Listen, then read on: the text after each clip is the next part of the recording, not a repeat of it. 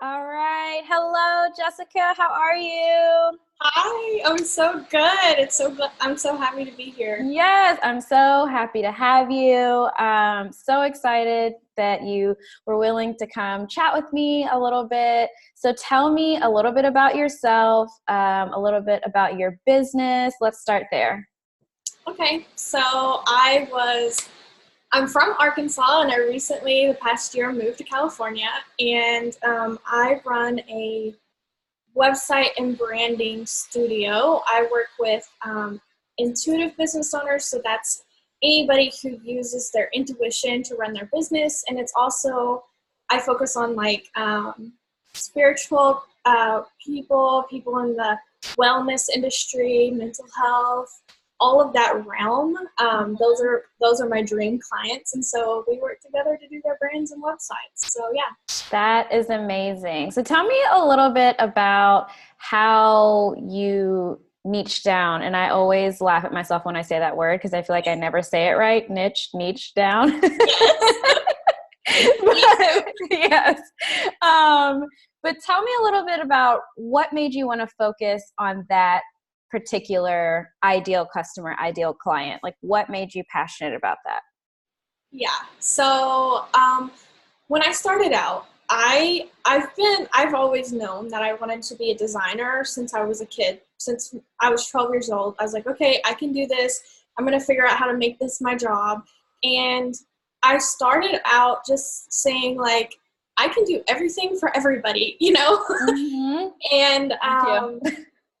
once I went through college and I went into the corporate world for a little while, I was like in the craft industry, and I love craft so much, but I realized that I did not like designing for solely craft businesses and products and things like that. Mm-hmm. And when I went out on my own, I was like, okay, I'm an illustrator and a branding designer for just creative entrepreneurs, like broadly. And that's what I would say. And that's a really it's a specific group. But then as I would get more clients, I noticed the clients that I was attracting, for one, were not creative entrepreneurs. I mean, they were creative, but mostly like in the wellness industry, or they were in the spiritual industry. Like I've worked with even preachers before. Wow. Yeah, it's just totally like I attract the people who are more focused on helping people nourish their mind, body, and soul. So Right. I was already attracting these people, and then in my own life, I'm working on my spiritual and wellness journey, and I was just like, this is it. Like I love this. So that's when I decided like it's kind of scary to say like this is who I work for, and then try to like only try to find those people. But then once Yeah. I did, it's like I just keep attracting them. Yes. And I know Yeah. Jessica and I have talked a lot about this outside of, business, like more personal conversations about, spirituality and like manifesting. So I know that that's something that you believe in, as do I. So outside of manifesting, what are some like tangible action steps that you do for yourself in your business and you recommend to other people in terms of, finding those clients? So manifesting is a big part of it, believing that you can do it, not having the limiting beliefs. And, that's the really big first step. Mhm. I was talking about pricing and value, and we've talked about this before too, like knowing that even though it sounds scary to say, I want a client that's I'm going to charge $5,000, like just knowing that your work is good enough to charge that much. But how do you go about finding clients? Do you believe in cold emailing? Do you believe in reaching out to people on Instagram? What's your favorite way to find people besides like word of mouth? Because that's always great too. Yeah. Yeah. So Building relationships, that honestly, can be one. Yeah. yeah, honestly, my most of my clients have came from word of mouth, but it's because I put in the work. So when I first, right before I quit my full-time job, I was going to design conferences. I was going to just creative entrepreneur conferences in general. Mm-hmm. Like the 2 or 3 months after I quit my job, I had like a full month of like traveling all over the world, going to these conferences. And me too. so I built those relationships of with the community, and then I took it online. And I would join like Facebook groups, even though I hate Facebook. I love going on to the groups because I can help people and they can help me, and then we refer people to each other. So Facebook groups is a really good one for seeking out people that are like, hey, I'm looking for a designer, or I'm looking for a copywriter, or whoever. And then another great way to do this is not just like creative, or not groups and places where people like you are hanging out, but if you're thinking of like, say, I want to figure out where to find my spiritual clients, you could go to events that are spiritual based, not business based, and try to make connections at those events. And when you introduce yourself and say, oh, this is what I do for work, but I'm also this, this, and this, it's kind of a casual way to get your name out into those communities. And then you take it to Instagram. Everybody's like, oh, what's your Instagram? Like, I'll look you up. And then like, a month down the road, they're like, hey, I got this friend, so it's a mix of building those relationships in person and online. And then the other great, like, I have a list of things I go through whenever I'm feeling like, oh, I need to like get it together on my money game. I go through all of my previous clients, or anybody who I've had a good relationship professionally, and I will email them, those people, and be like, hey, I'm looking for work right now.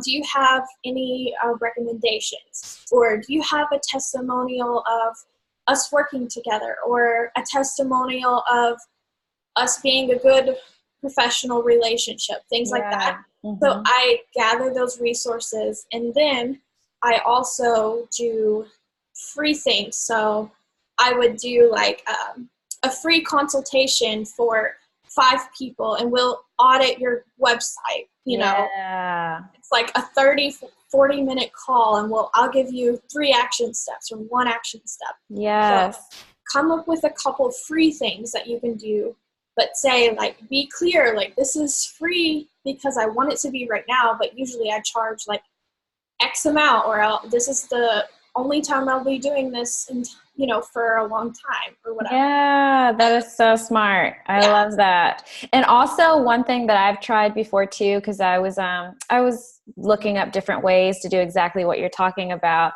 And one of them was like, also, if someone reached out to you for an inquiry and then they just kind of ghosted, reach back out to them and be like, hey, just wanted to see if you were still interested. I haven't heard from you in a while, blah, blah. And then say something along the lines of, do I have permission to close out your inquiry if you're no longer interested? And I actually, yes. That's a good one. Yeah. Instead of saying, I haven't heard from you, I don't want to work with you. Like, hello. Instead of making it, a negative turn into a positive, like, do I have your permission to close it out? And I was like, okay, I was a little nervous because, if somebody's not responding, you just kind of assume like, okay, they just don't want to work with me, but you never know. People get busy. So anyways, that worked. And so I actually booked 2 clients from that, just emailing people who had put in inquiries. They were like, oh yes, actually I'm still interested. Just, something crazy happened, or like, I, forgot to respond, anything. You do want to be careful with that, because you always want to book clients who are going to be responsive and make sure that they are going to take the project seriously. But that typically happens once they put some money down. So yeah. Yes. But I thought that was a really great, and everything that you said also really, really great tips, but definitely, like you said, building those relationships. Yes. I too have a love-hate relationship with Facebook, but I will say that the groups have really introduced me to some great people like you. We met in a Facebook group. Yes. And I've joined a few others, and it has been really cool and helpful meeting other people. And that's one of those things of like, putting yourself out, you know, getting outside of your comfort zone. Cause I'd kind of neglected Facebook for a really long time. It was just like, I feel gross when I'm on Facebook. I don't even want to go there. And like thinking that there wasn't really anybody like me there. Little did I know there was this whole like world existing and going on. So there are a lot of people there that are willing to collaborate or looking for services and things like that. I want to know more about how you knew what you were passionate about when you were 12 years old. That's so young. Because I feel like at 12, like I had all these things that I love doing, but you know, I know that like, even as an adult, I love doing crafts, but I never told myself that that was okay to actually make a business around it. And then like the idea of that just sounded so crazy to me that I ended up doing something else. But like in the back of my mind, it's like, I would love to just make things all day, you know? And, Oh Joy, I don't know if you've heard of her. I love her. I love her. And I'm like, this is what, like, that is so great. But she started off just not just making things. She was blogging and doing a lot of hard work, but she was essentially like doing crafts. But yeah, so tell me kind of how you knew so early, and also like how you stuck with that vision and that dream for so long. Did you have family that was supportive and pushing you? Did you just kind of, you know, just have that confidence and self-determination from the beginning? Because from 12 to now, like it's a long time to be like, no, this is what I'm doing, you know? Yeah, so when I was really young, like I wanted to be a artist because that's all I knew. I had a computer when I was really young. My dad was like really into electronics. He's a maintenance man, and he likes to build things and invent little like things, like I guess like robotic kind of things. I love that. That's so cute. And so I've had computers since I was young, but I didn't know you could do anything with that. So I started off, I remember going to somebody's graduation. They were going to college, and I was maybe like 7 or 8, and I was in the backseat of the car, and I was like, you know, whenever I go to college, I want to go to college for art.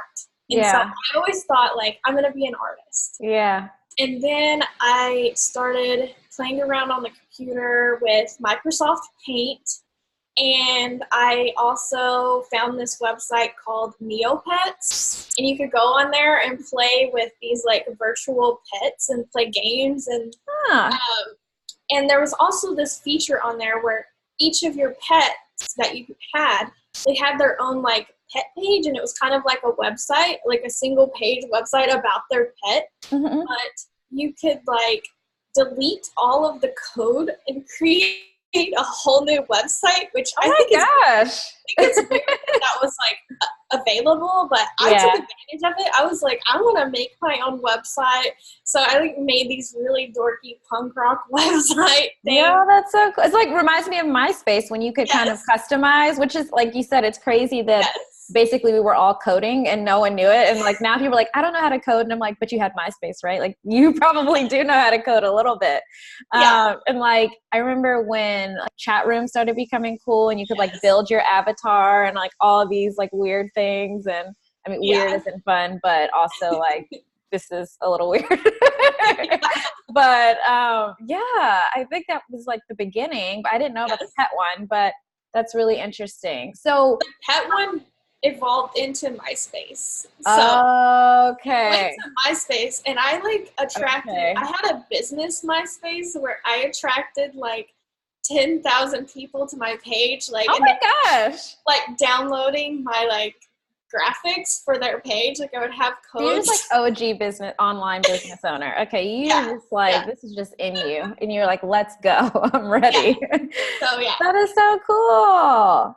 Okay. So you just you had the guts from the beginning and you're like, this is what I want to do. And I'm into it. And like, obviously that takes some discipline and consistency too, to keep learning and growing, because there weren't as many resources then as there are now where you could just Google something like, how do I do this? How do I do that? You kind of just had to sit and play around with it, right? Yes, exactly. Especially in my school, I lived in like more of an agriculture based part of the country, and everybody was pushing you to be like a farmer or be in the FFA, and do like stuff with cattle and livestock and like that. And like, I was the weird one. And I was just like, y'all do you. I'm over here doing my own thing. And That's so awesome. I just had to figure it out. Basically. Yeah. So speaking of you do you, how do you kind of maintain like your confidence and your self-esteem through your business? Because there are times when it's hard, and this is just life in general. This is not just business, this is life. But what are some things that you do for yourself when you're feeling a little discouraged in your business or you're feeling off track? Like, how do you get yourself back on track and kind of build that mental strength and to keep pushing forward and convince yourself like, okay, yes, I'm having a bad day, but we got to move past this, to keep going. Like, we can't sit in this, because we all have those days. Tell me a little bit about that. So I noticed that whenever I'm starting to get into that funk, I will start slowly removing my personality out of things.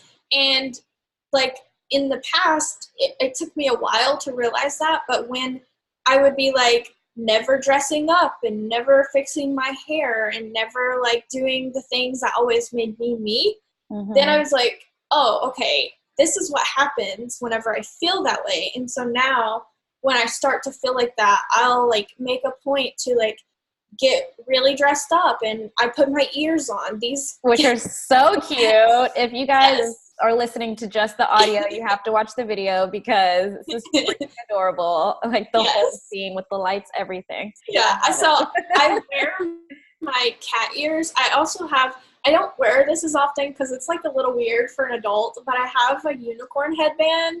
It's not weird. So yeah, I have little headbands. Used to, I had bright pink hair, and so that was my thing. Like, I would go get my hair dyed. I would wear like a super cute dress, and like, so that's one way that I get my confidence up.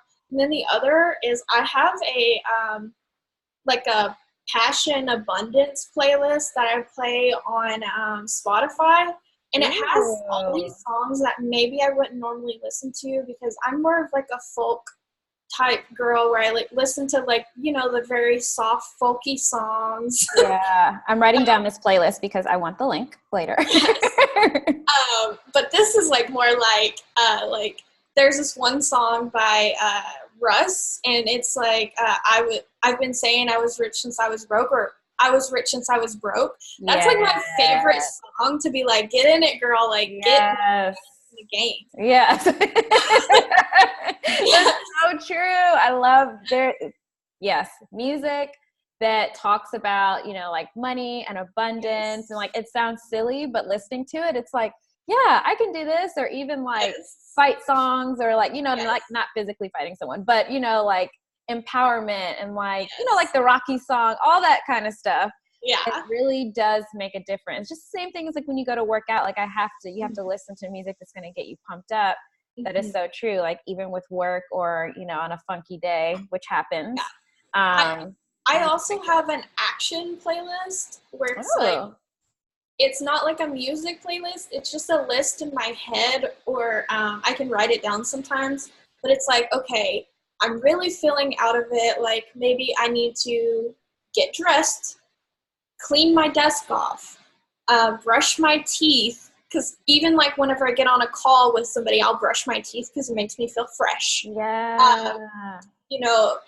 Any of those like self-care, like basic necessities, like drink a glass of water. Like I'm feeling like really out of it, I'm like really trying, like I have a list of things like basic needs need to be met. Right. No, it's so true, because we forget about those, especially when we're so busy. Like today, I think I've had a little bit of water, but I'm not even close to how much I should be drinking for the day. But you see, I've got this giant coffee mug, so priorities. Priorities. But it's true when you start to feel like, because if I have too much coffee and I don't drink water, I start to feel like a little, like dizzy, and it's like, that's because you're like hopped up on caffeine and you need to hydrate.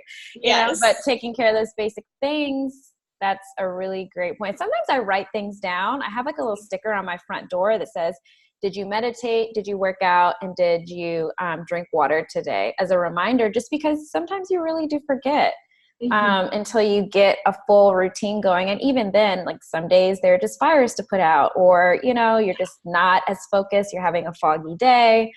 It's nice to put I have sticky notes everywhere. So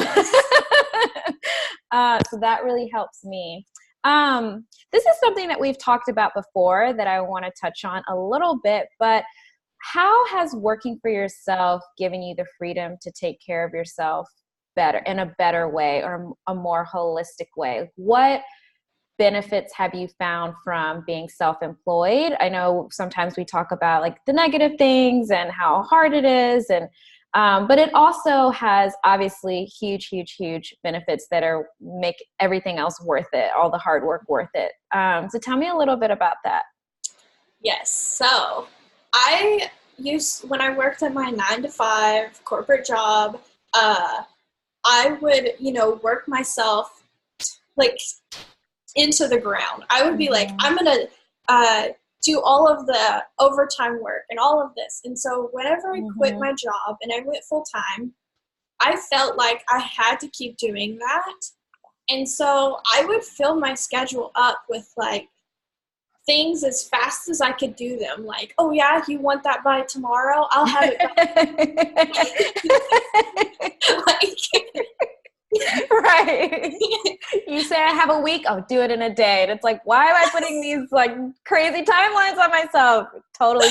I was doing the same thing. Yes. For sure. Because you just get excited and you're like, yeah. And once I do this, I can move on to that. And like, yes. Yeah, but go ahead. And so then after I got totally burned out, I realized I was like, okay, I need to like be realistic. And whenever I'm being realistic, it's not just about how many hours a day that I can work. It's how many hours a day should I work really focused on like a certain task. And so I had been doing some research, and a lot of the really productive and successful people like throughout history, not just like recently, but throughout history, they have like really focused like 4-hour spurts of like, I'm really focused on this hard thing or this really important thing. And then the rest of the things that I do during the day, they aren't as important. They're just like few little things like, oh, like I got to do this big thing, but now I'm going to do a little bit of admin work or things like that. And by being like working for myself, I can change my routine anytime I want to like really fine tune what works best for me. And then the other thing is I get to take naps. So like if naps. if I'm really like, I had a long day of calls and I'm supposed to also work on a mood board or a branding project and sketches and stuff, I can take a nap in between that and like reset. Yes, absolutely. Yes. And then for mental health reasons, like taking a mental health day off, my clients are so understanding with that, but my boss would be like, what do you mean, a mental health day? You're like, are you okay? Like, yeah, should we? It's like, yes, I just need a day. I just need a day. We all need those, but it's like there's so much guilt around taking a day for yourself, especially, in my experience in the corporate world. It's like, you almost have to just say it's a sick day, it's just like, you don't want to lie, but at the same time, it's like, well, I am kind of sick. Like I need to take a break, so that I can do my job better. But we don't typically define like needing a mental break as being sick, but it really is. And, if you don't address it, it can get worse. And then it can make you actually sick. Yes. I was just talking to one of my friends about that. Different signs that we just kind of ignore, that we don't really realize it's your body. Like it could be something as simple as like, my stomach's really been bothering me for a couple of days. Like maybe it's something I ate. It's like, well, it could be that, or it could be stress. Your body, there's so many things like, oh, why is my shoulder, like my back is hurting for some reason, it's like our body is always sending us small little signals. But yes, it's so important to have that time. And whether you're working in corporate or you're working for yourself, don't feel bad for taking a day, you know, and you have to do what's best for you to make sure that you're able to function and take care of yourself. It's so, so important. But I also want to know, with all of that, what does purpose mean to you? What does working with a purpose mean to you? Yes. So my purpose is really making people feel like they're not alone. I know I do branding and websites and things like that, but so oftentimes people hire someone to be their designer, and the designer like literally only does the design, and there's not as much of a relationship. And I want people to feel like they're not alone. They're in a part of a community of people. And I was bullied a lot when I was young, and I like don't want people to feel like they're not welcome at my table. And so my purpose, or the thing that fulfills me purpose-wise, is making people feel like they can be themselves around me and they're not alone. And I may not understand everything that they're going through, but I'm here and I'm willing to learn how to help them. And if I don't know how to help them, I'll support them in finding the help that they need. So that's what purpose is to me. I love that so much. And I think that my favorite thing about what you just said, I love it all, but saying like, you don't always have to understand what someone else is going through to still support them or show care towards them and kindness. I think that that is huge, because oftentimes it's like we judge others, or we say, you know, like, well, I don't understand. Like, I don't know what to say, you know, but it's the little things of just being kind to someone and saying like, yes, you are welcome. Yes, I would love to help you or work with you. It makes a really, really huge difference. It's like, I don't always need somebody to understand what I'm saying, but if you just show that what I'm saying matters, that is enough. You know, it's like, I appreciate you still, even though I may not get it, you know, that's huge. So I love that so much. Tell everyone where they can find you online, your website, and your social media if they want to get in touch with you and follow you and book you for some services. Okay, so my website is jessicadesign.co.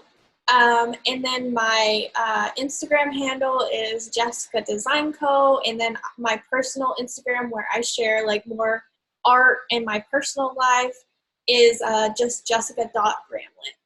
And that's BRAMLETT. Yes. That's awesome. Is it? Do people spell your name wrong? All the time. Bramlett. Yes.